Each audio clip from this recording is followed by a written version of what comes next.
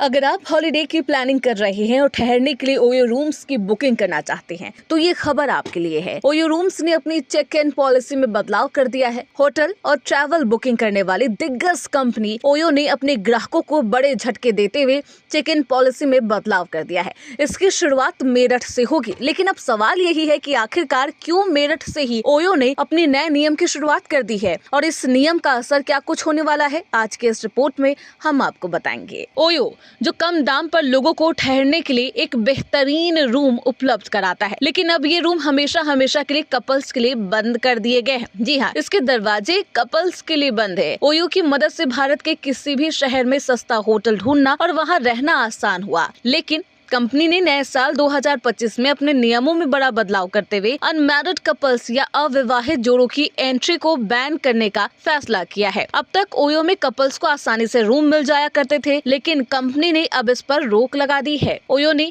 एक बड़ा ऐलान करते हुए अब उससे जुड़े होटल्स में उन कपल्स की एंट्री पर रोक लगाने का फैसला लिया जो अविवाहित है, यानी कि अनमैरिड है। मतलब अगर किसी जोड़े को ओयो होटल का रूम बुक करना है तो उसे अपनी शादी का सबूत या फिर रिश्ते का प्रमाण पेश करना होगा। ट्रैवल और हॉस्पिटैलिटी प्लेटफॉर्म ओयो द्वारा लाया गया अविवाहित यानी कि अनमैरिड कपल्स के चेक इन पर बैन का नया रूल इसी साल लागू होगा और इसकी शुरुआत मेरठ से हो रही है और शहर में ओयो से कनेक्टेड होटलों को ये नियम तुरंत लागू करने के निर्देश भी दिए गए। आपको बताएंगे कि गाइडलाइन की शुरुआत मेरठ से ही क्यों की गई, लेकिन उससे पहले जानिए कि गाइडलाइंस में क्या क्या है। ओयो की अपडेटेड गाइडलाइंस में साफ कहा गया है कि ऑनलाइन बुकिंग करने वाले सहित सभी कपल्स को अब चेक इन के समय अपने रिश्ते का वैध प्रमाण प्रस्तुत यानी कि वैलिड सर्टिफिकेट देना होगा। इसके साथ ही रिपोर्ट में सूत्रों के हवाले से ये भी कहा गया कि कंपनी द्वारा मेरठ में इस नियम को लागू करने के बाद इसके फीडबैक और प्रभावशीलता के आधार पर इसे अन्य शहरों में भी विस्तारित किया जाएगा। रिपोर्ट्स की माने तो कुछ स्थानीय लोगों और सिविल सोसाइटी ग्रुप्स की ओर से कंपनी से संपर्क किया गया, खासतौर पर मेरठ समेत कुछ अन्य शहरों में उनकी ओर से